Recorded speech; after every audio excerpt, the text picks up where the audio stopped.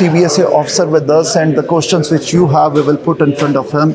Officer, how tough it is to control our borders, because we have undefended border, as the chief also mentioned, and we have vehicles going out, we have drugs and ammunition coming in. What are the challenges in front of Cbsa?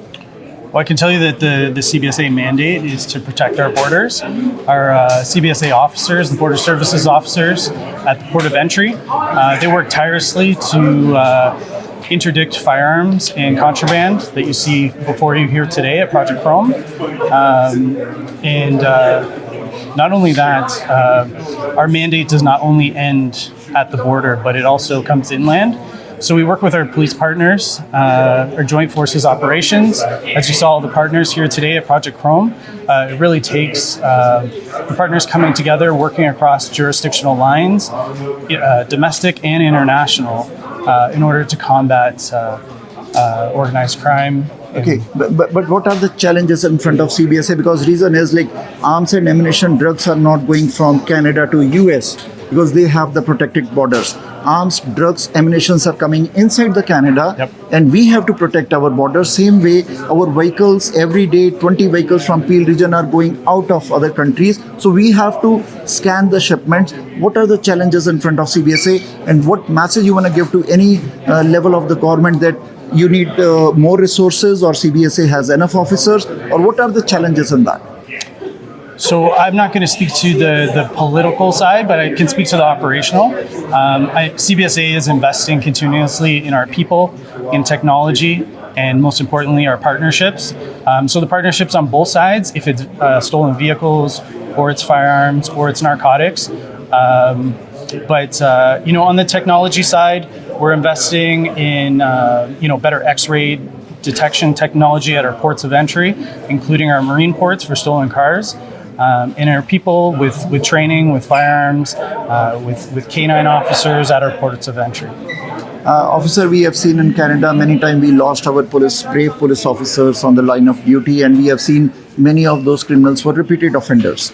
And catch and release policy, the bail system here is so weak that every time we have seen those repeated offenders, they keep on doing the crimes. Now also, if someone is out on bail, he's a dangerous criminal. They can commit crime again, because for them, very easy to get these kind of ammunition from their circles.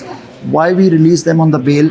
Any message from the law enforcement you want to give to the public, how the Cbsa officer or any officer feels when they see the same criminals again and again and catching them again and again? Well, I know that Chief Nish with Peel Police addressed some of his concerns related to your question. From Cbsa and the operational side, we are here to protect our borders.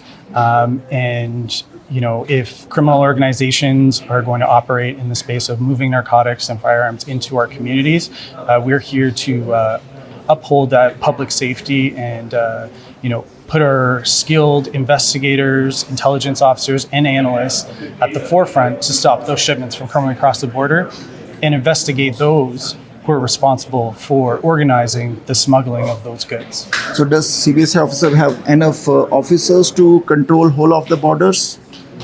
Or Sorry? Does Cbsa has enough officers to control the borders, or they need more foot on the grounds in the Cbsa? So the Cbsa is continuing to invest in its people, in training, in hiring, and that is always an ongoing initiative to bring on new officers. And we have a training center in Rigaud, Quebec, that we are continually putting people through that training. So in recent years, we have seen that many criminals, like extortionists, they entered Canada. So in any way, they entered Canada, those criminals. Either in any form, they entered Canada. The question is public safety. So is the duty of the Cbsa that to control the borders, not let any criminals get in, not get the drug in, not get our vehicles out of the country. That is the role of our border protective forces. So do you think, is there any kind of lackness on the Cbsa front, or need more support from the government that we have to catch these criminals, those who entered Canada by this way or other way? So again, Cbsa, we protect Canada with screening goods and people coming into the country, and we put not only goods but people through a certain analysis of trying to weed out people that may come to Canada with criminal intentions, and we look to not let those people into the country. And when it comes to goods and firearms, the Cbsa last year, we seized just under 900 firearms. We intercepted 27,000 prohibited weapons. And we continue to put our skilled investigators, intelligence officers, and analysts at the